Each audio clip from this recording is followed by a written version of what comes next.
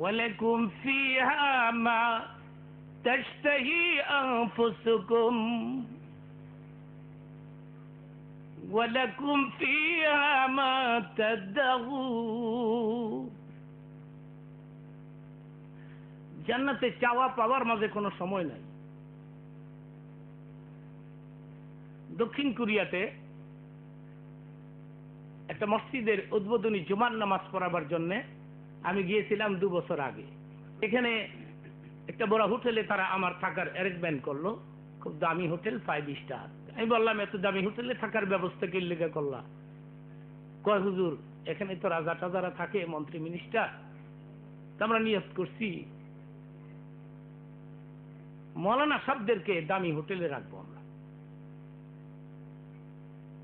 মারহাবা কোন বাংলা চান্স পাইলে সারে কেটা কোন।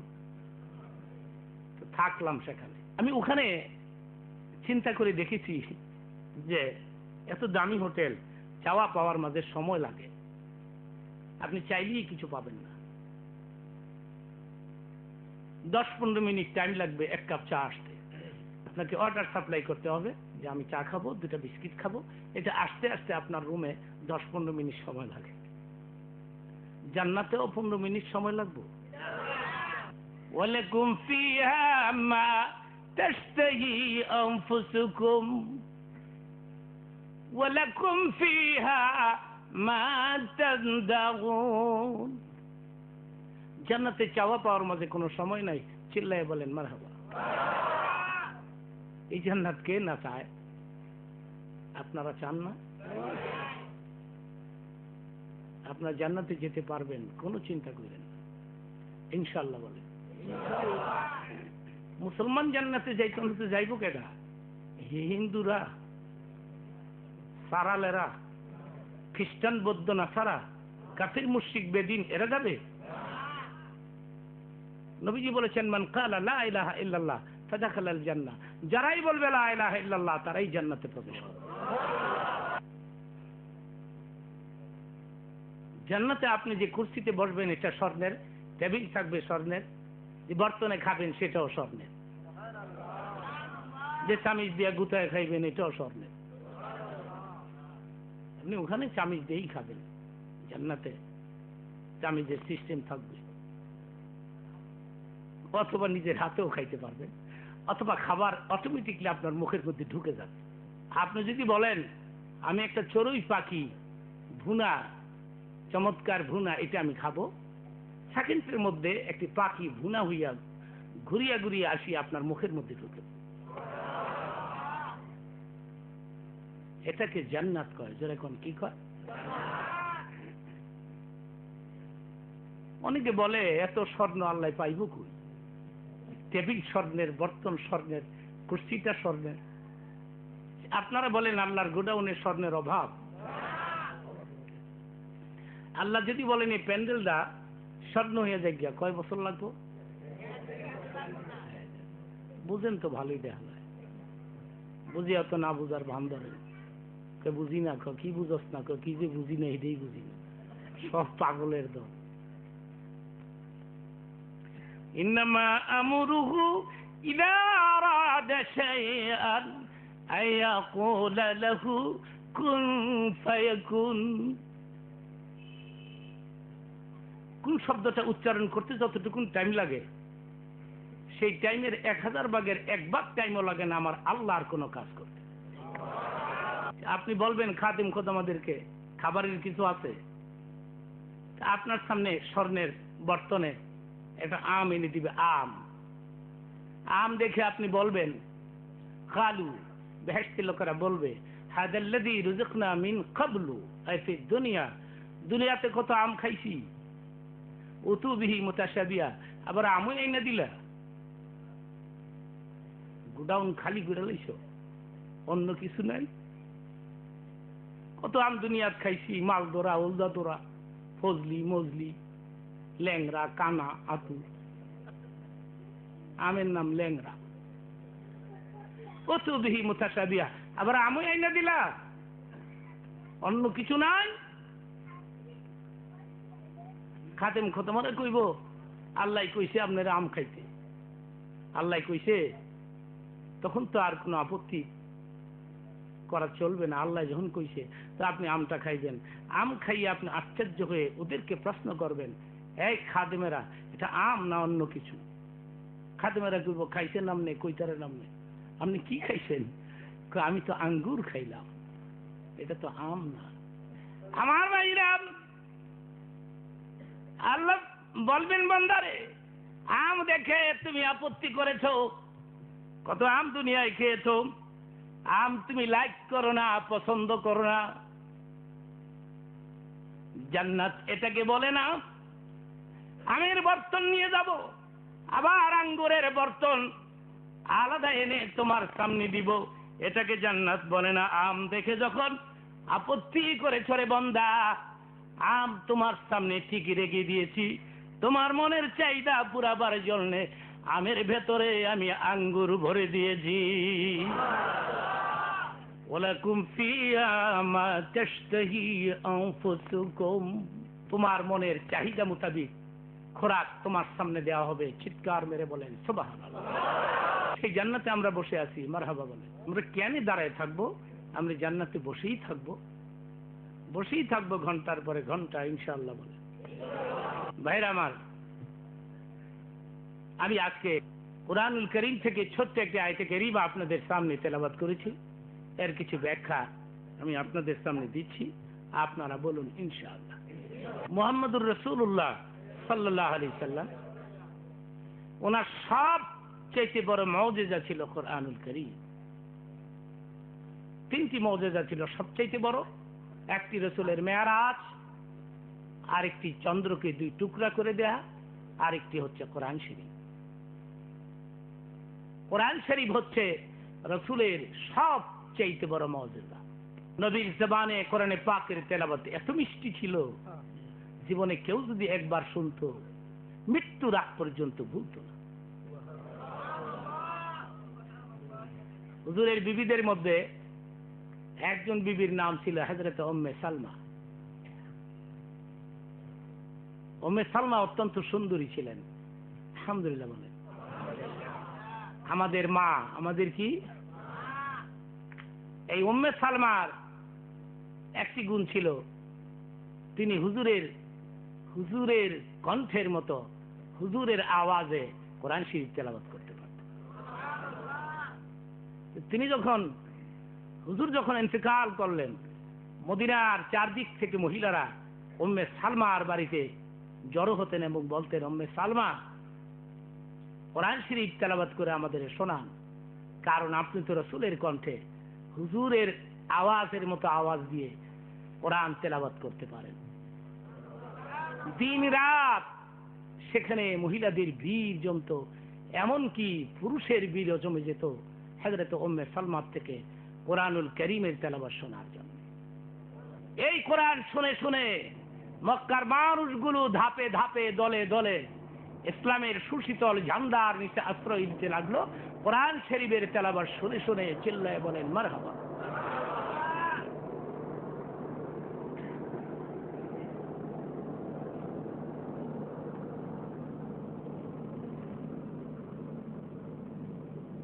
আবু জাহেলের নেতৃত্বে একটা বৈঠক বসলো মক্কাতে। বৈঠকে তারা সিদ্ধান্ত নিল যে আব্দুল্লাহর পোলার উপরে কোরআন নাজেল হয়, আর এগুলি শুইনা শুইনা মানুষ মুসলমান হয়। আসলে ব্যাপারটা কি? ব্যাপারটা তদন্ত করার জন্য, ভালো করে জানার জন্য হযরত ওমরকে পাঠাই দিল। ওমর, তুমি যাই একটু শুনে আসো তো আব্দুল্লাহর পোলা এগুলি কি পাঠ করে। হযরত ওমর গেছেন, গিয়া দেখেন আমার নবী এশার নামাজে সূরা ফাতিহার পরে সূরা আল হাক্কা তেলাওয়াত করতেছে। ওমর যেহেতু আরবের মানুষ, তিনি ভালো আরবি বুঝেন, ঠিক কিনা? পেছনে দাঁড়ায় চুপচাপ করে, কেউ নাই, শুধু ওমর একা তেলাওয়াত শুনতেছেন, শুনতেছেন শুনতেছেন শুনতেছেন। চমৎকার ইবারত, নিখুঁত গ্রামার, একটা শব্দের মধ্যে ভুল নাই। কোরআনের মধ্যে ভুল আছে?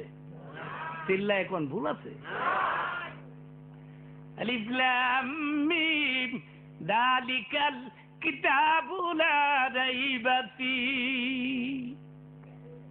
কোরআনের মধ্যে কোনো ভুল নাই।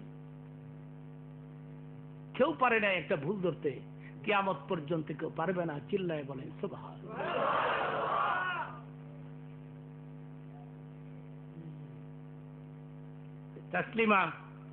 তাসলিমা বিসরি, তাসলিমা নাসরিন, আমি নাম রাখছি তাসলিমা কুসরি। এবেরি কয় কোরআনের মধ্যে কিছু ভুল আছে। একটা মহিলা মানুষ, লেডিস মানুষ, পুরুষে কইলে নাইলে মনেরে বুঝাইতাম। একটা মহিলা মানুষ কি বুঝে কোরআন দি?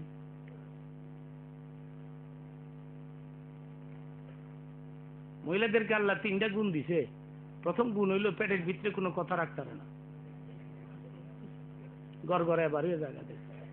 মহিলাদের গলার মাঝখানে ওচা হাতটা, এটা আল্লাহ দেয় নাই, পুরুষেরই দিছে, মহিলাদের দেয় নাই। আপনি আজকে রাত্রে গিয়ে আতায় দিয়ে গিয়া কইেন গলা সোজা কর, যুক্তিবাদী কইছে, এতদিন তো আমি বুঝবারই না। 2 নম্বর গুণ হলো 40 বছর আগের কথা মনে রাখতে পারে। আপনি বাসর রাতে কি কইছিলেন? 12টার মা হয়ে গেছে, এরপরেও কয় মনে নাই বাসর রাতে কি কইছিলেন। 3 নম্বর গুণ হইল 10-12 জন একত্রিত হইতালে দুনিয়ার ইতিহাস কইতে থাকে। মহিলারা দেখ চালাইতো না, চালাইব কেন? এত বুদ্ধি।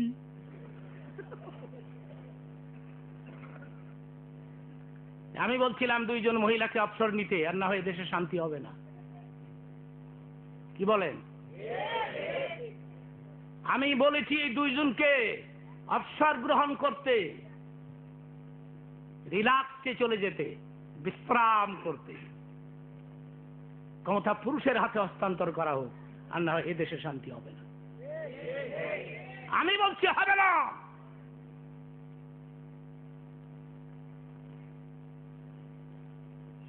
এই দেশে মানুষ তসবির সরার মতো একের পর এক মরতেই থাকবে, মারতেই থাকবে। মানুষ মারার কারখানা বলা যায় বাংলাদেশকে, ঠিক কিনা? মানুষ গড়ার কারখানা নয়, মানুষ মারার কারখানাই দেশ।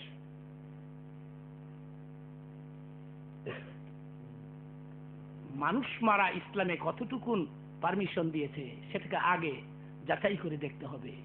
আপনি কোনো মানুষ মারতে পারেন না। এদেশে আদালত আছে, বিচার আছে, আইন আছে, সবকিছু আছে, ঠিক কিনা বলেন?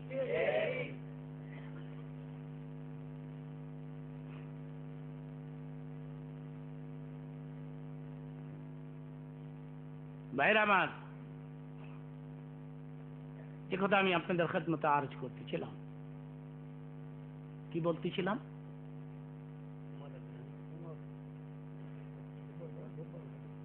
ভাইরা আমার, হযরত ওমর আরবের মানুষ তো, বয়স হয়ে গেছে, এখন আর ব্রেনে কথা ক্যাচ করে না। আমার বয়স হয়ে গেছে, ওয়াজের মাঠ থেকে বিদায় নিতেছি আমি। হয়তো বা আগামীতে আমাকে আর পাবেন না। আমি এমনও আমার আর ওয়াজ করতে ভালো লাগে না, কারণ মানুষদের ভালো কথা শোনাই, নিজেই ভালো হতে পারলাম না। এটি মনের মধ্যে ক্ষোভ যে 40 বছর ধরে আমি কথা বলি, কত মানুষদেরকে কত ভালো ভালো কথা শোনাইলাম, নিজেই ভালো হতে পারলাম না। সুতরাং এই চিল্লা চিল্লি করে লাভ কি?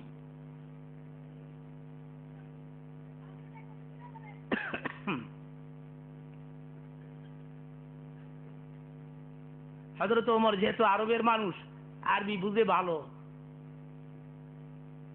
তো নিখুঁত গ্রামার, চমৎকার আরবি, ছন্দের মিল, ইবারতের মিল, একটা শব্দের মধ্যে ভুল নাই। মারহাবা বলে। হযরত ওমর পেছনে দাঁড়ায়া, নবী তো এশার নামাজে তেলাওয়াত করতেছেন সূরা আল হাক্কা, তো তিনি পেছনে দাঁড়ায়া মনে মনে মনে মনে বলতেছেন, আর কিছু না, আব্দুল্লাহর পোলাটা কবি হইয়া গেছে, গাইবি কবি। গাইবি কবি কে লিখে কইছে? স্কুল টিস্কুলে লেখাপড়া করে নাই, স্কুল কলেজ ইউনিভার্সিটি মারপিটি এগুলির মধ্যে যায় নাই, কিন্তু এই ধরনের চমৎকার আরবি কেমনে বানায়? আরবি বানায় কেমনে? কবি হয়ে গেছে রে, গাইবি কবি। নবী কি গাইবি কবি? রাসূল কি কবি? আল্লাহ বলেছেন আমার বন্ধু কবি নয়, আমি তাকে কবিতা শিক্ষা দেই নাই। ওয়ামা আল্লামনাহু শি'রা, আমি তাকে কোনো কবিতা শিক্ষা দেই নাই। মা ইয়ামবাগি লা, এটা তার জন্য শোভা পায় না। চিল্লায় বলেন মারহাবা।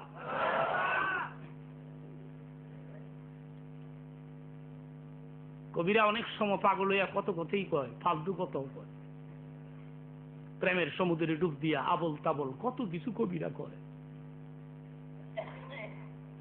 নবীকে আবল তাবল গাইছিনি জীবনে, সুতরাং তিনি কবি নন।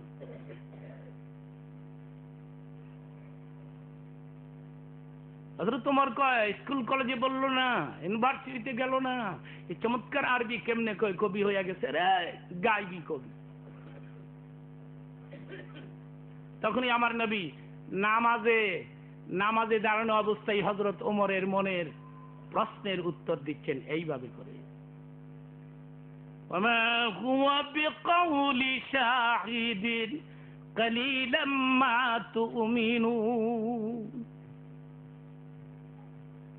না, এটা কোনো কবির বানানো আরবি নয়। চিল্লায় বলেন সুবহান।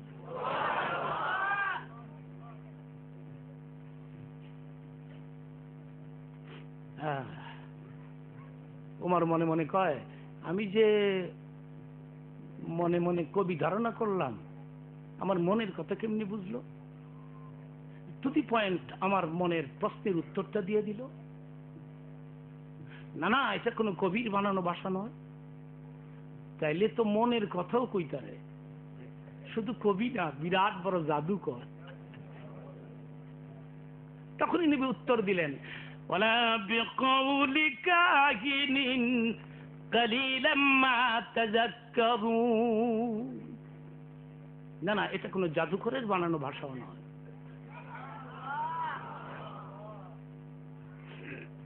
হযরত ওমর কয় তাহলে কবিও না, জাদুকরও না, স্কুলও পড়লো না, এই ধরনের আরবি বলে কেমনে আব্দুল্লাহর পোলা? তখন নবী উত্তর দিলেন, তানসীলুম মির রাব্বিল আলামিন।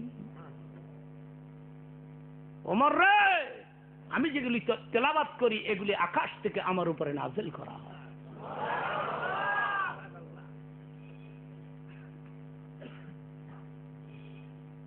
হযরত ওমর চলে আসছেন, কারো সঙ্গে কোনো কথা বলে না রাস্তায়। আবু সুফিয়ান, আবু জেহেল, অথবা সাহেবা জিজ্ঞাসা করে, ওমর কি সব শুনে আইলি? কেমন তেমন ব্যবস্থা শুনলি? কি কেমন শুনলি? কি শুনলি?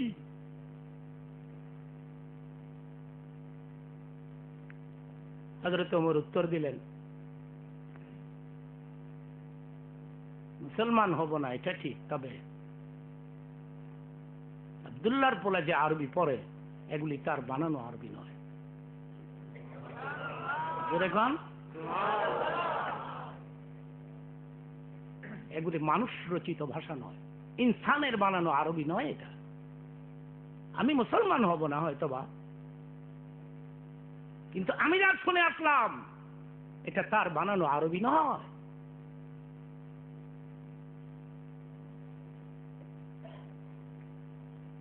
এবার ওরা সিদ্ধান্ত নিল,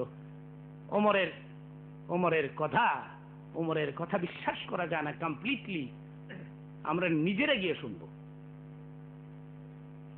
গেছে কোন সময়? এশার নামাজের পরে। হুজুরের ক্যারেক্টার ছিল এশার নামাজের পরে কোরআন শরীফ তেলাওয়াত করে তিনি ঘুমাইতেন। সুবহানাল্লাহ।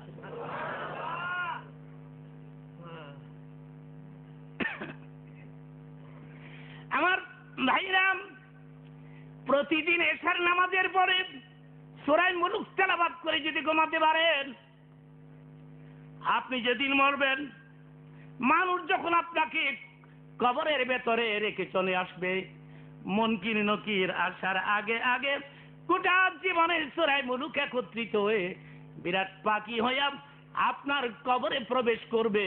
ওই পাখি পাখার ভেতরে আপনাকে ঘুম পাড়াবে।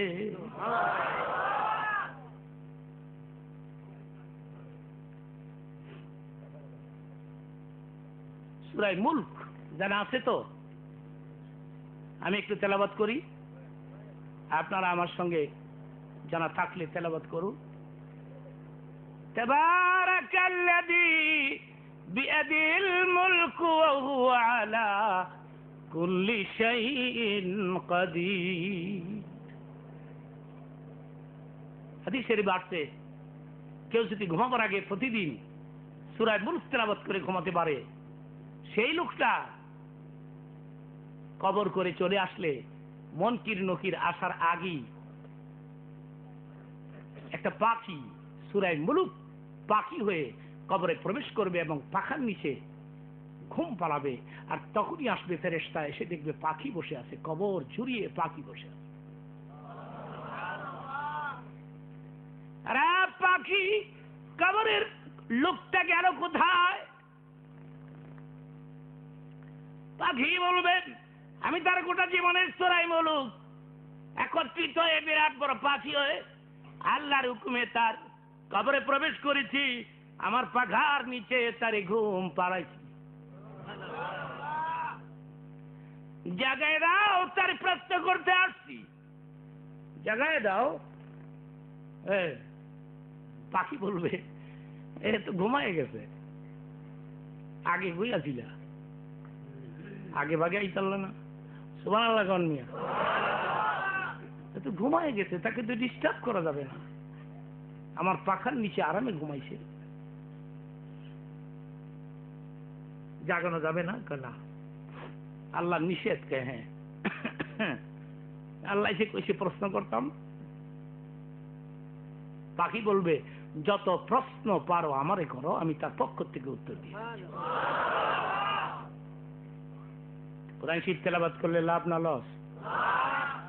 গান শুনলে মমতাজ বেগমের বক্তা বলে ফাইটে গেছে, মুসলমান করে কি? আমার সঙ্গে পড়ুন, আউযু বিল্লাহি মিনাশ শাইতানির রাজিম, বিসমিল্লাহির রহমানির রহিম, ইয়াসিন ওয়াল কুরআনিল হাকিম, ইন্নাকা লামিনাল মুরসালিন। আল্লাহ বলেন আমার বান্দা, আমার বান্দি যখন কোরআন শরীফ তেলাওয়াত করে, আমি তখন তার পাশে বসে তার সঙ্গে কথা বলতে থাকি।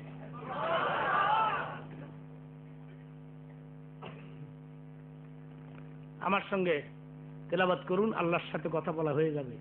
আমার সঙ্গে পড়তে হবে আলহামদুলিল্লাহি রাব্বিল আলামিন।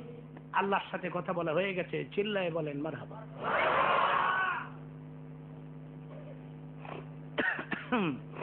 কেমন হয়েছে আমি ছোট্ট করে বলে দিই 1 মিনিটে।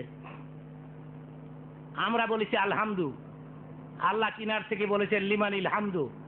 আমরা বলেছি লিল্লাহ, আল্লাহ বলেছেন মানিল্লাহ। আমরা বলেছি রব্বিল আলামিন। বাংলা করে দিচ্ছি আমি। আমরা বলেছি আলহামদু, সকল প্রশংসা। আল্লাহ কিনার থেকে বলেছেন লিমানিল হামদু, প্রশংসা কার জন্যে? আমরা বলেছি লিল্লাহ। কি বলেছি? কার জন্যে? আল্লাহ তখন কিনার থেকে বলেছেন মানিল্লাহ, কোন আল্লাহ? বহু আল্লাহ আছে, তুই কোন আল্লাহর প্রশংসা করলি? আমরা বলে দিয়েছি রব্বি।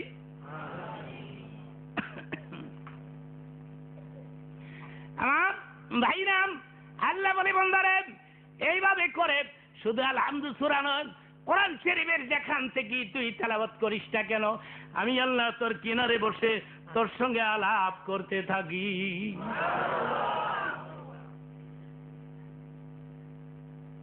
এসব নামাজ পড়ে মুহাম্মদ সাল্লাল্লাহু আলাইহি সাল্লাম একটু তেলাওয়াত না করে ঘুমাইতেন না। তেলাওয়াত করতে করতে করতে করতে তিনি ঘুমিয়ে যেতেন। আবু জেহেল, আবু সুফিয়ান, উতবা, সাইবা, এই 4 লিডার গেছে ডাইরেক্ট সরাসরি রাসূল পাকের জবান থেকে কোরআন শরীফের তেলাওয়াত শোনার জন্য।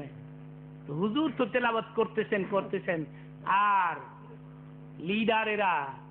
লিডারেরা গেছে। কিছুক্ষণ পরে তেলাওয়াত স্টপ, লিডাররা চলে আসছে। আবু জাহেল আবু সুফিয়ানকে জিজ্ঞাসা করে, কি শুনলি, কেমন শুনলি, কি সব ব্যাপার ট্যাপার? ওতবা কয়, আপনারাই কন। সাহেবা কয়, আবু সুফিয়ান সাহেব, আপনি মুরব্বী মানুষ, আপনিই কন। আবু জাহেল কয়, আপনিই কন। আবু সুফিয়ান কয়, সত্যি কথা বলবো? বলেন। কয়, এমন এক আরবি ইবারত আব্দুল্লাহর মুখ থেকে বের হয়ে আসতেছে, আমার মন বলতেছে একদিন না একদিন এই আরবি ইবারত গোটা পৃথিবীকে দখল করে নেবে।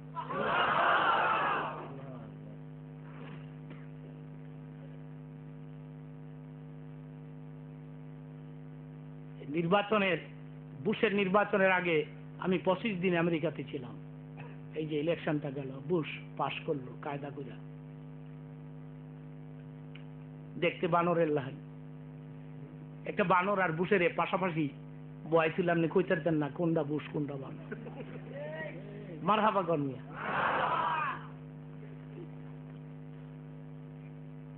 इस्लाम जिंदा होता है हर करबला की बात। तो गरम चा हो गए ভাইরা আমার জ্বর, অসুখ, খুব বড় অসুখ, দেশের বাইরে চলে যাচ্ছি চিকিৎসার জন্য আগামী সপ্তাহে। তো আপনারা আমাকে দোয়া করবেন যাতে আমি আবার সুস্থ হয়ে ফিরে আসি।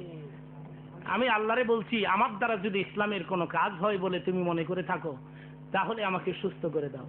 আর তুমি যদি মনে করে থাকো আমার দ্বারা ইসলামের কোনো কাজ হয় না, তাহলে তোমার যা খুশি তাই কইরো। আমি যাদের সাথে ওয়াজ করছি এরা তো নাই, অধিকাংশ চলে গেছে, এখন তো আমার সিরিয়াল। आए थे हम मिसले बुलबुल शायरे गुलशन के लिए, आए थे हम मिसले बुलबुल शायरे गुलशन के लिए, ले ले माली बाग तेरे हम तो अपना घर चले, ले ले माली बाग तेरे।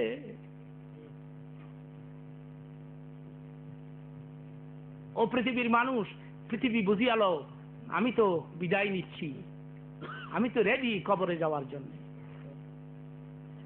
आए थे हम मिसले बुलबुल शायरे गुलशन के लिए, ले ले माली बाग तेरे हम तो अपना घर चले, ले ले माली बाग तेरे हम तो अपना घर चले।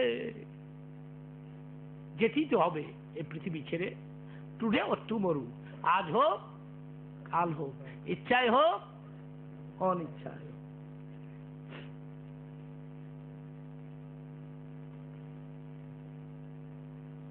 একটু দোয়া করবেন, আল্লাহ আল্লাহ যদি সুস্থ করে দেন তাহলে নেক্সট ইয়ারে ওয়াজ করা সম্ভব হবে, আর না হয় ওয়াজ করা সম্ভব নয়। আমি জানি সব ভাইরা আমার, আমি ওখানে বলছি যে ইসলাম জিন্দা হতা হ্যায় হর কারবালা কি বাত। কারবালা না হইলে ইসলাম যেতে হইতো না, ঠিক কিনা? আর ইরাকের কয়েক হাজার মুসলমান মেরে ইসলামকে, কোরআনকে স্তব্ধ করে রাখা। والذي أرسل رسوله بالهدى ودين الحق ليظهره على الدين كله ولو كره المشركون। আমি আমার বক্তৃতা অনেক সময় বলে আসছিলাম আপনাদেরকে বোঝাবার জন্য, কোরআন তো কেরোসিন তেলের বাতি নয়, ফুদিবা নির্বাজে বোগা। গ্রামে চাকরের কাজ করে এক লোক গেছে শহরে, রাত বাজে 12:30, সাহেব কয় বাতিটা নিবাতো। গ্রামের চাকর তো বাল্বের মধ্যে ফু দেয়। সাহেব কই ফিরে ফুয়ের আওয়াজ এই করতে কয়, স্যার গ্রাম দেশে এক সমানে এক ফু দিয়া 10-12টা নিবাইলাই, এটা দিয়ে ফু দিল আরো বাড়ে। সাহেব কয় এটা কেরোসিন তেলের বাতি পাইছ বেটা, কিয়ামত পর্যন্ত ফুয়াইলেও নিবে না। সুইচ স্টপ কর সুইচ। বুশকে বলে দেন কোরআন এবং ইসলাম কেরোসিন তেলের বাতি নয়, ফুদিবা দিব্বা দেবগা। এটা এমন একটা বাতি যার সুইচ আল্লাহ নিজের হাতের মধ্যে রেখে দিয়ে। মারহাবা বলেন, মাশাআল্লাহ বলেন।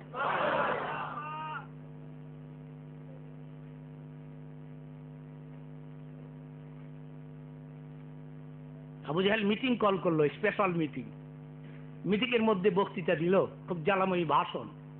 আবু জাহেলকে আবার ভাষণ দিতার তো খুব ভলিউমটা মোড়া ছিল, পাবলিক খেপাইতার তো বাবু। মক্কার নেতৃস্থানীয় জনগণ, আপনারা জানেন এই মক্কানগরে একটা ছেলে জন্মগ্রহণ করেছে, তার নাম মুহাম্মদ। জোরে বলুন। আপনারা জানেন এই লোকটার উপরে কোরআন নাযিল হয়।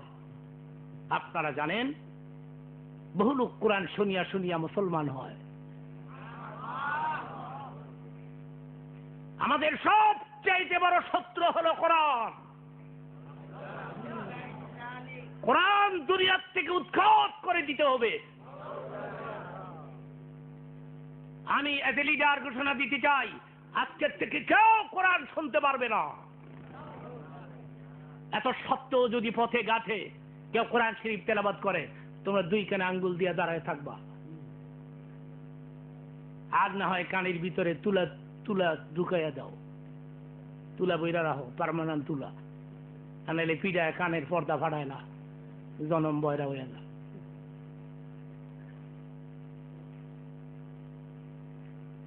সবাই সাইন দিল, আর কোরআন শুনবে না। وقال الذين كفروا لا تسمعوا لهذا القرآن। ওরা আর কোরআন শুনবে না। সাইন দিল, সিগনেচার করলো, যার যার বাড়িতে চলে গেল। দিন শেষ হয়ে গেল, এশার নামাজের সময় আসলো। আবু সুফিয়ান মনে মনে কয়, আজকে মাত্র সাইন দিছে, আজকে বোধ কেউ যাইতো না, আমি যাই একটু শুনে আসি। অথবা সাইবারে ডাক দিয়া কয়, এদিকে আয়। কয় কি, আজকে মাত্র তাজা সাইন দিছে, আজকে কই যাইতো না, আমরা দুই ভাই শুনাই। লজাই টেস্ট লাগে। আবু জাহেল নিজেও কয়, আজকে মাত্র সাইন দিছে, কেউ তো যাইতো না, আমি গিয়া অল্প শুনাই। আবার চারো লিডার ওদিকে তেলাওয়াত শুরু হয়ে গেছে, শুনতেছে শুনতেছে শুনতেছে, তেলাওয়াত স্টপ, লিডারেরা দৌড়। আবু জাহেল আবু সুফিয়ানের সামনে পড়ে গেছে, ডাক দিয়ে বলছে, কে রে, কে দৌড়াই, কে আপনি কে? আমি আবু সুফিয়ান। তুমি কে? আবু জাহেল। বলতে বলতে ওতবা সাহেবা পেছন দিক না হাতে, কিরে তোরা কারা? আমরা দুই ভাই। করতে আইলি? আপনারা করতে আইলেন? ভাইরা, এই তো ঘটনা ঘটলো। আবু সুফিয়ান সাহেব, আপনি তো লিডার মানুষ, আপনি কোন? আমার ভাইরাম, আবু সুফিয়ান বলে, সত্যি কথা বলবো, আব্দুল্লাহর পোলার মুখ থেকে কোরআন শরীফের তেলাওয়াত শুনে আসলাম।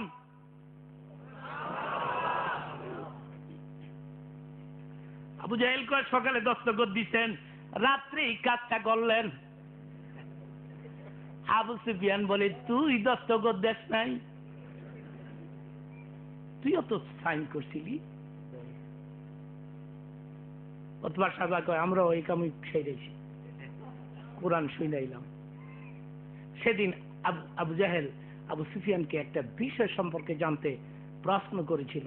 বিষয়টা হলো, আবু সুফিয়ান সাহেব, আপনি কি বলবেন মূল কথাটা, আব্দুল্লাহর পোলার জবানে কোরআন শরীফের তেলাওয়াত এত মিষ্টি লাগে কেন? জানেন, না শুনলে ঘুম হয় না। আবু জাহেলের মতো মানুষ এই কথাটা বলেছিল সেদিন। জানেন, না শুনলে ঘুম হয় না। আপনি কি বলতে পারেন এত টেস্ট কেন লাগে? আবু সুফিয়ান বলেন, আজ আমরা আব্দুল্লাহর পোলার বিরোধিতা করতেছি, কোরআনের বিরোধিতা করতেছি, আব্দুল্লাহর পোলার উপরে অত্যাচারের পাহাড় চাপিয়ে দিচ্ছি। কোরআন শরীফ আরাম করে আসে নাই।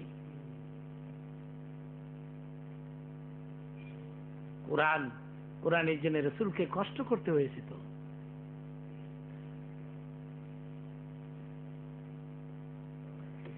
কোরআনের জন্য মক্কার কাফিরেরা আমার নবীর গায়ে থুতু ফেলতো, ধুলাবালি নিক্ষেপ করতো, পাগল পাগল বলে আমার নবীকে তারা তারাই দিত, বলতো লোকটা পাগল।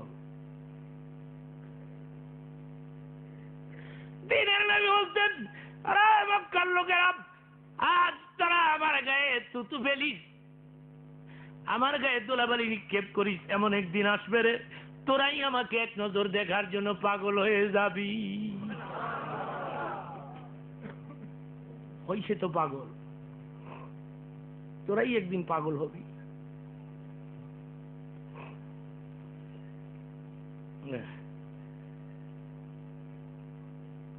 কাবাগরের সামনে আমার নবী একদিন সেজদায় পড়ে আছে, নামাজের সেজদায়। এই উতবা সাহেবা মরা উটের নারী বুড়ি, বড় নারী বুড়ি টানিয়ে আনিয়া আমার নবীর উপরে চাপ দিছে কোরআনের জন্য। একদম মরা উটের নারী বুড়ি, দুর্গন্ধ হুজুর, আমার নবী নড়াচড়া করতে পারল, শ্বাস নিঃশ্বাস বন্ধ হয়ে আসতেছে, দুর্গন্ধ মরা উটের নারী বুড়ি। হঠাৎ করে দেখে ফাতিমা তো জোহরা আসছে, নবীর মেয়ে।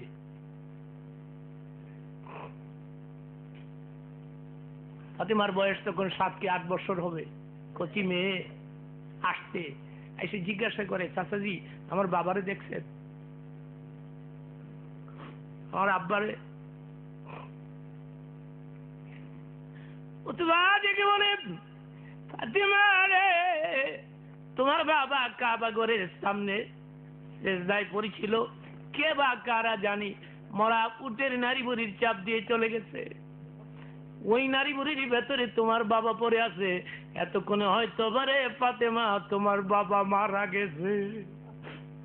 একটা চিৎকার মেরে বাবার উপরে পড়ে গেছে, মরা উটের নারী বুড়ি সরায়া ডাক দিয়ে বলে, বাবা গো, কয়দিন আগে মা মারা গেল, মা বলে ডাক দিবার মতো মক্কা নগরে কেউ থাকলো না, এই নারী বুড়ির ভেতরে পড়ে যদি তুমি মরিয়া যাইতা, বাবা বলে কারে ডাক দিতাম, কার বুক জড়ায়া ঘুমাইতাম।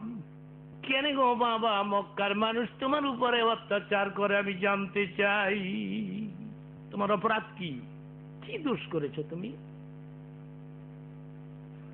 জীবনে মিথ্যা কথা বলতে শুনি নাই, কাউকে গালি দিতে দেখি নাই, কোন ভিক্ষুক রে বাবা, জীবনে কোন ভিক্ষুক তোমার দুয়ার থেকে শূন্য হাতে ফিরত যায় নাই, কেন গো তারা তোমার উপরে অত্যাচার করে?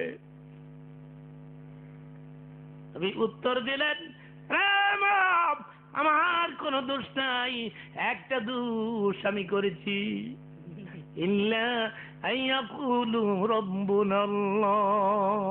আমি বলেছি রব্বুন আল্লাহ, এটি আমার দোষ। আমাদের রবকে এটাই আমাদের দোষ। আজকে দুনিয়ার কাফের মুসলমানদের উপর অত্যাচার করে, মুসলমানদের দোষ কি? তারা বলেছে রব্বুন আল্লাহ। وما لكم منهم إلا أن يؤمنوا بالله العزيز الحميد। মাগো, আমার কোনো দোষ না, আমার দোষ হলো আইয়ুমিনু বিল্লাহ, আল্লাহর উপরে ঈমান এনেছি, মারে লা ইলাহা ইল্লাল্লাহ দাওয়াত দিচ্ছি, এটাই আমার অপরাধ, এই জন্যই তোমারে তারা মারে। বাবারে, তাই যদি হয় তাহলে কার কথা শুনবো না আমি? আজকে আমার আল্লাহর কাছে বিচার দিব।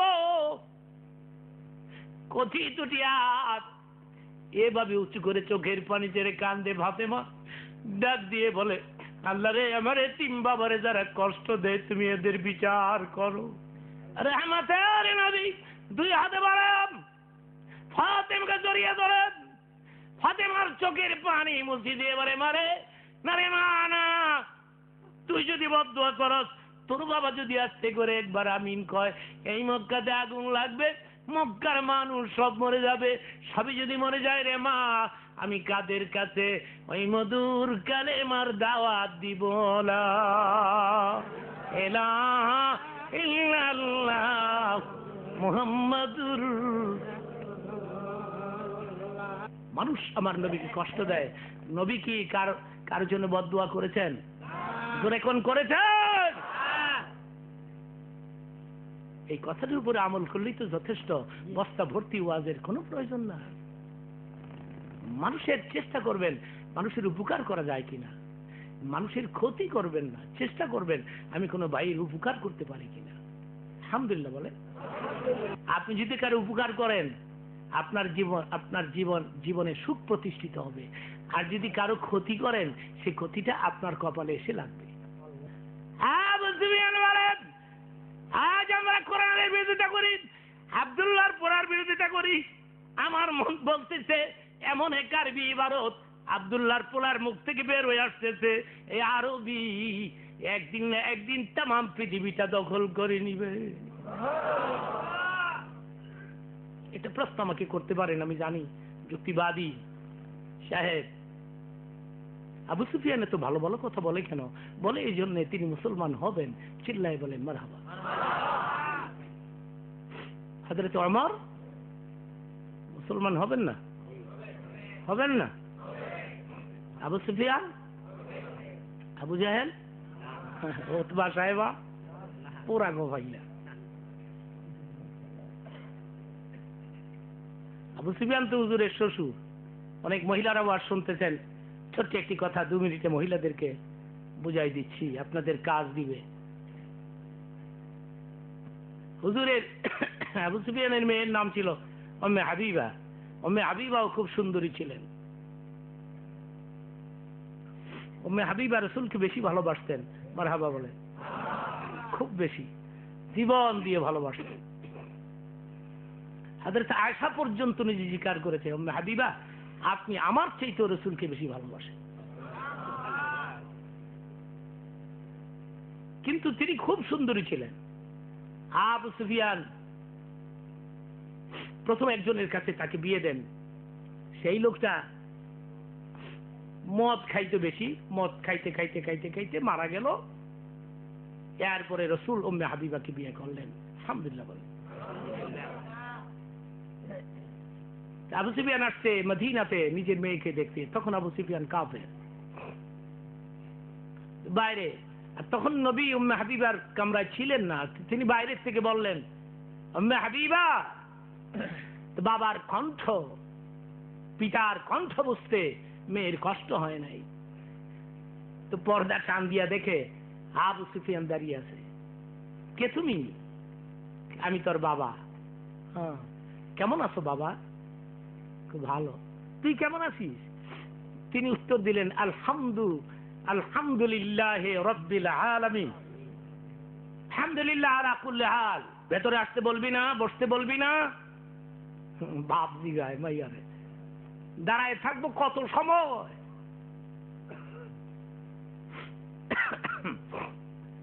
হাবিবার কামরার মধ্যে সে কম্বল বিছানো ছিল। তিনি কম্বলটা ক্লোজ করে, কম্বলটা সরায়া ক্লোজ করে পার্শ্বে গোছায় গাছাইয়া থুইয়া বাবারে ডাক দিছে, welcome my father, my father, welcome, আসুন। আবু সুফিয়ান রুমের মধ্যে প্রবেশ করে গিয়া দেখে বিছনা নাই, কম্বল ছিল এটা সাইড করা। আবু সুফিয়ান আফটার অল একটা কওমের লিডার, তো সে খুব বড় লিডার। তো ডাক দিয়ে বলে, এত তাড়াতাড়ি তুই তোর বাবারে ভুলা ভালাইলি? পৃথিবীর কোন স্ত্রী তার স্বামীর এত বড় ইজ্জত দিতে পারে নাই। সেই জন্য আয়েশা বলতেন, আপনি রাসূলকে আমার চাইতে বেশি ভালোবাসেন। আমাদের স্ত্রীর এত সুবিধাবাদী, সুবিধাবাদী মানে দিতে পারলে খুব তারিফ করে। আমার স্বামী বড় ভালো, দামি দামি শাড়ি দেয়, বেনারসি, আনারসি, জর্জেট, পাকিস্তানি প্রিন্ট, ইন্ডিয়া ছাপা, সোনো দেয়, পাউডার দেয়, আলকাতরা দেয়, ঠোঁটের মধ্যে যা লাগায় এটার নাম পিছিয়ে আমি আলকাতরা। দিতে পারলে খুব তারিফ করে, না দিতে পারলে এক মোহরে 42 মুখ বানায়। আর বাড়িতে বাড়িতে ঘুরে, মানুষের ধারে ধারে ঘুরে আর আয়রে কপাল বন্ধ, জামাই পাইছি অন্ধ। ঠোঁট লাল করা না যায়, ঠোঁটের একটা কালার আছে, এই কালার কার দেওয়া?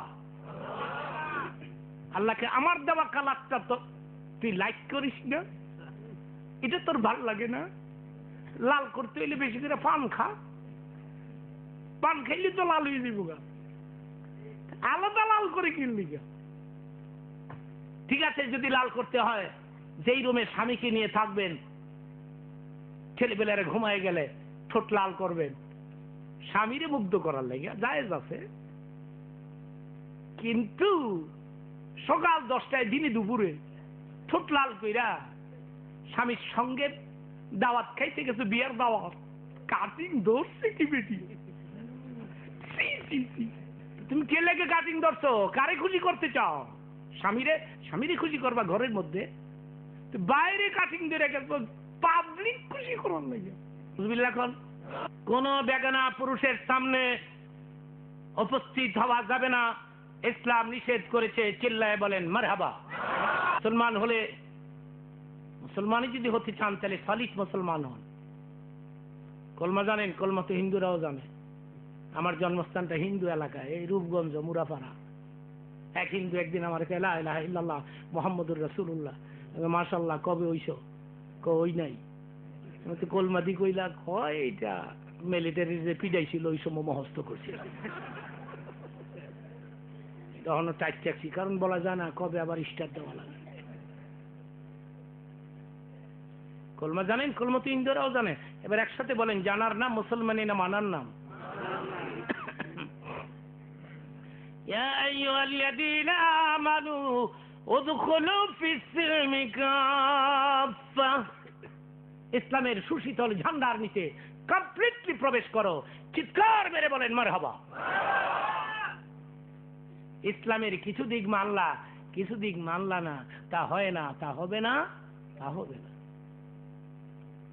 ডাক্তার সাহেব ডিসপেন্সারির সামনে লিখছে এখানে যাবতীয় সকল প্রকারের ঔষধ পাওয়া যায়। একজন গিয়া কয় পেট ব্যথার বড়ি আছে? কয় নাই। তারপরে খুঁজলি পেশরার মলম আছে? কয় সকালে ছিল, শেষ হয়ে গেছে। আপনি লেখছেন যাবতীয় সকল প্রকারের ঔষধ পাওয়া যায়, অবশ্য অহনি দুইটাই হইলাম না। ডাক্তার সাহেব সাইনবোর্ড নামেন, নামান, নামায়া কাটেন, কাইটা লেহেন কিছু কিছু ঔষধ পাওয়া যায়। কালেমার সাইনবোর্ড নামাই দেন মিয়া। আপনি কালেমার সাইনবোর্ড লাগাইছেন, কিন্তু কালেমার হুকুম আপনার কাছে নাই, আপনার স্ত্রীর কাছে নাই, ছেলের কাছে নাই, ঘরে নাই, বাড়িতে নাই। আপনিও সাইনবোর্ড নামান, নামায় কাটেন, কাইটা লেখেন আমি কিছু কিছু মুসলমান, কিছু মুশরিক, কিছু ইহুদি, কিছু খ্রিস্টান। স্ত্রীদেরকে বলে গেলাম, মহিলাদেরকে বলে গেলাম, নিজ নিজ স্বামীর সেবা করবেন, যত্ন করবেন, এদের খোঁজ খবর নিবেন, এদের বেশি বেশি করে ভালোবাসবেন। হ্যাঁ, আপনারাও স্ত্রীদেরকে বেশি বেশি করে ভালোবাসবেন। মসজিদে নফল নামাজ কমাই দিয়া বাসায় গিয়া স্ত্রীরে কিনারে বসায়া মুড়ি খাইবেন, চানাচুর খাইবেন, কমলা খাইবেন, আর কইবেন আই লাভ ইউ, আমি তোমারে ভালোবাসি। হাসে কেন? স্ত্রীরে লাভ ইউ খাওয়া জায়েজ নাই? আরেক বেটিরে লাভ ইউ কনকে? হে বেটি রাস্তাটা যায় লাভ ইউ, এগুলি করেন কেন? নিজের বউরে বলেন আই লাভ ইউ, আমি তোমাকে ভালোবাসি, মুড়ি খাও, আপেল খাও। রাসূল বলেছেন নফল নামাজের চাইতে অনেক বেশি সওয়াব হবে।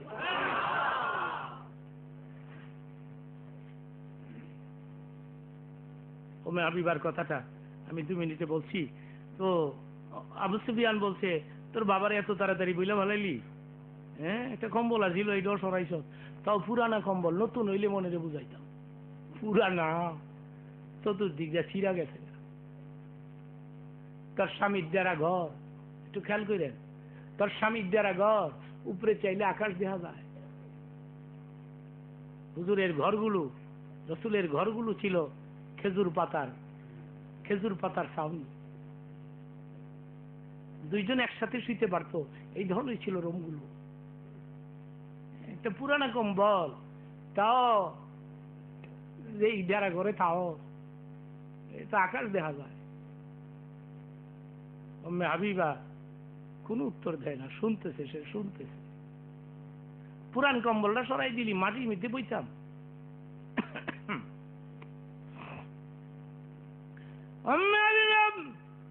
ডাক দিয়ে বলে রে বাবা, আমি জানি তুমি মক্কার কওমের লিডার, মক্কা নগরে তোমার বসার আলাদা কুর্সি আছে, ঘুমাবার জন্য রে বাবা আলাদা বিছানা আছে, দামি বিছানা। কিন্তু তুমি জানো নি এ কম্বলে কে ঘুমায়? তুমি তো জানো না এ কম্বলে কে কে শোয়? পৃথিবীর সবচেয়ে দামি পুরুষ, রহমতের নবী, আমার প্রাণের বন্ধু, আমার প্রাণের স্বামী মুহাম্মদুর রাসূলুল্লাহ সাল্লাল্লাহু আলাইহি সাল্লাম যেই কম্বলের মধ্যে ঘুমায় বিশ্রাম নেয়, ওই কম্বল বিছে আমি একটা কাফির মুশরিককে বসতে দিতে পারি না। তুমি তো নাপাক, তুমি তো অপবিত্র, আর আমার স্বামী পবিত্র। চিল্লায় বলেন মারহাবা।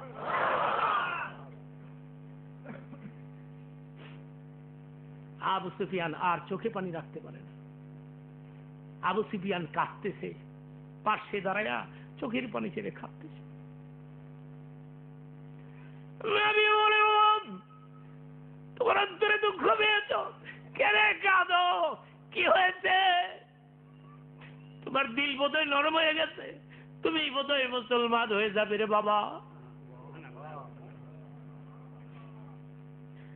আবু সুফিয়ান বলে, মুসলমান হইতে আসি নাই, আমি আসছিলাম তোরে দেখতে। আমি মনে মনে ভাবছিলাম আব্দুল্লাহর পোলার বাড়িতে দারুণ কষ্টে দিন কালাতিপাত করতেছিস, খাইয়া না খাইয়া। জানিস বিবাদ, তুই কত বড় আদরের মেয়ে আমার। ছোট কাল থেকে আদর যত্ন করে তোরে আমি পাচ্ছিলাম, আর ছিলাম মদিনাতে দেখতে। মোহাম্মদ আমিনের কাছে সুখে আছিস না দুঃখে জানার জন্য এমন তারিফ করলি নিজের স্বামীর। দুনিয়ার কোন স্ত্রী স্বামীর বাড়িতে কষ্ট পাইলে পরে এই ধরনের প্রশংসা স্বামীর করতে পারে না। আমি বুঝতে পেরেছি তুই বড় সুখে, তুই বড় সুখে আছিস। মারে অর্থ সম্পদের মধ্যে সুখ নাই, মা পয়সার মধ্যে সুখ নাই, বিল্ডিং এই ভারতে সুখ নাই, গাড়িতে সুখ নাই। যারা ঘরের ভিতরে তোর স্বামীর নিয়ে বড় সুখে আসিস, বুঝতে পেরেছি। আল্লাহ তোদেরকে আরো সুখী করুন। মক্কার দিন, মক্কা বিজয়ের দিন আবু সুফিয়ান মুসলমান হয়েছে। মারহাবা। আলহামদুলিল্লাহ, লা ইলাহা। কোরআনকে ধরে রাখবেন, এই কোরআনের তেলাওয়াত নিজেরা করবেন, নিজেরা শুদ্ধ করে কোরআন তেলাওয়াত শিখবেন। হাসরের ময়দানে আল্লাহ বলবেন, আমি কি অপরাধ করেছিলাম, কেন কোরআন শরীফ পড়স নাই? আর কমপক্ষে একটা ছেলেকে হলেও মাদ্রাসায় দিবেন, একটা মেয়েকে একটা ছেলেকে মাদ্রাসায় দিবেন। আমি নিজেও আপনাদের কাছে তো দোয়া প্রার্থী, আমার জন্য একটু দোয়া করবেন। রব্বানা যালামনা আনফুসানা ওয়া ইল্লাম তাগফির লানা ওয়া তারহামনা লানাকুনান্না মিনাল খাসিরিন। আল্লাহ, রাত অনেক হয়ে গেল, মানুষগুলো বসে থাকলো ঘন্টার পরে ঘন্টা।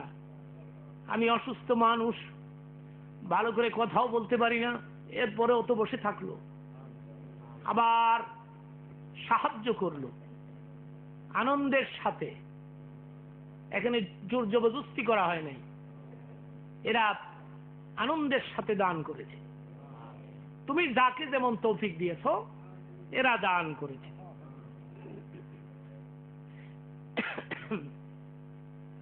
কিয়ামতের দিন, মুসিবতের দিন, এই দানগুলি তুমি আমাদের নাজাতের ওসিলা বানাই দিও, আমাদের হায়াতকে লম্বা করে দিও, পেরেশানি দূর করে দিও, দুশ্মনের দুশ্মনী বন্ধ করে দিও, হায়াতকে তুমি লম্বা করে দিও, পেরেশানি দূর করে দিও, ব্যবসা বিজনেসের মধ্যে বরকত দিয়ে দিও,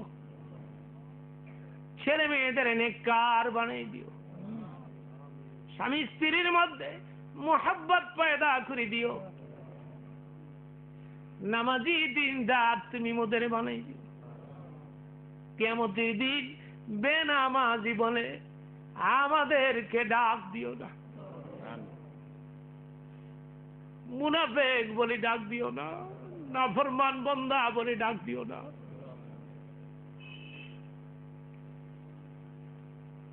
শয়তানের ধোঁকায় পড়ে বহু গুনাহ করেছি,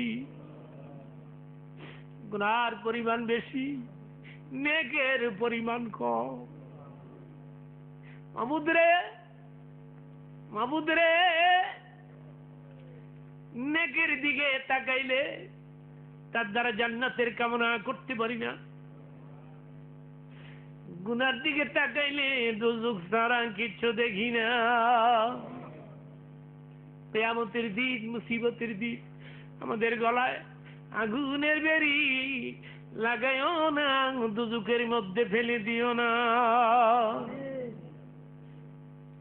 জাহান্নামে কেমনে থাকমু, দোজখে কেমনে থাকমু, আল্লাহ গো অন্ধকার কবরে কেমনে থাকমু। দুনিয়াতে মুসিবতে পড়ে গেলে সন্তান আসে, বন্ধু বান্ধব ধরে আসে সাহায্য করতে, কবরের মুসিবতে কে সাহায্য করবে? এখানে খেতা নাই, বালিশ নাই, বাতি নাই, সাথী নাই, বন্ধু নাই, কেমনে থাকবারে ঘুর অন্ধকার কবরে।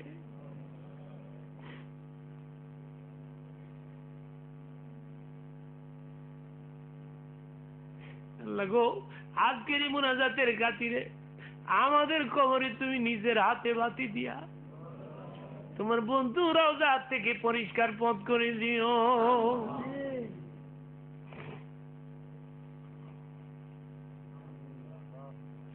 আল্লাহ গো, প্রতিষ্ঠান আমি রেখে গেলাম তোমার কাছে, প্রতিষ্ঠানে ভক্তদের সংখ্যা দিন দিন বৃদ্ধি করে দিও।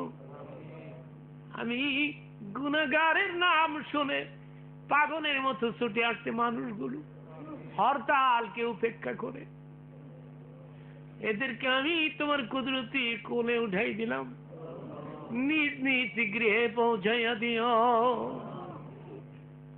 আল্লাহ রে, হঠাৎ করে অসুস্থ হয়ে পড়েছি, আমি জানি তোমার চাইতে বড় ডাক্তার এই পৃথিবীতে হয় না। মেডিসিনের প্রয়োজন নাই, ঔষধের কোনো দরকার নাই।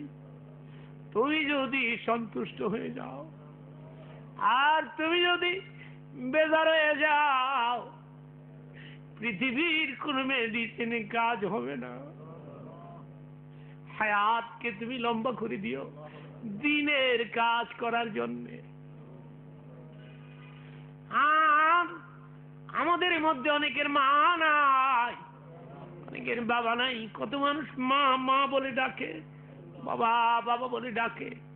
আমরা অনেকেই মা বাপ ডাকতে কি চিরবঞ্চিত হয়ে পড়েছি। জনম দুঃখিনী মা,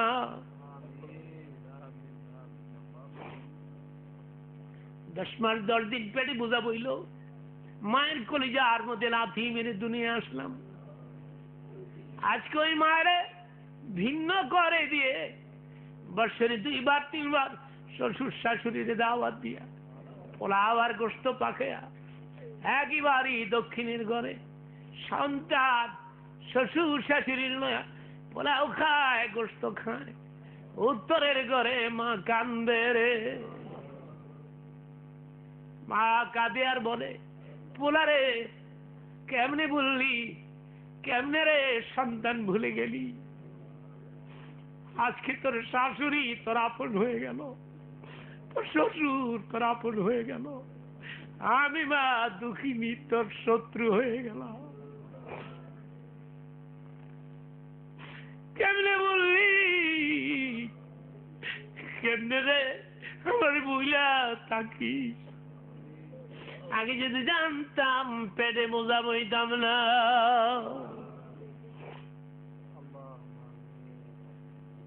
আমার সঙ্গে বলুন, রব্বির হামহুমা কামা রব্বায়ানি সগীরা। আয় আল্লাহ, কার মনে কি আমি জানি না, প্রত্যেকের মনে নেক মাকসাদ পুরা করে দাও। হায় আল্লাহ, বাংলাদেশে তুমি শান্তি প্রতিষ্ঠা করে দাও। এটা গরিব দেশ। সরকারি দল বিরোধী দলের মধ্যে মহাব্বত পয়দা করে দাও। তেমন পৃথিবীর মুসলিম দেশে তুমি শান্তি দিয়ে দাও। মুসলমানদের ইজ্জত আবরু তুমি বৃদ্ধি করে দাও। এই দেশে কোরআন এবং হাদিসের আইন প্রতিষ্ঠা করে দাও। আয় আল্লাহ, আয় আল্লাহ, বাংলাদেশের সমস্ত হাদি, মুফাসসির, মুহাদ্দিস, পীর, বুজুর্গ, এদের আয়াতকে তুমি লম্বা করে দাও। আমার মা বোনেরা আসছে, ফাতিমাতুজ জোহরার চরিত্র দিয়ে দাও। মাদ্রাসার ছেলেরা, টিচারেরা, কমিটির লোকেরা পরিশ্রম করেছে, এদের পরিশ্রম কবুল করো। যেদিন মরব রে, সেদিন তুমি মেহেরবানি করে আমাদের জবানে জারি রেখে দিও না ইলাহা ইল্লাল্লাহু মুহাম্মাদুর রাসূলুল্লাহ। আসসালামু আলাইকুম ওয়া রাহমাতুল্লাহি ওয়া বারাকাতুহু।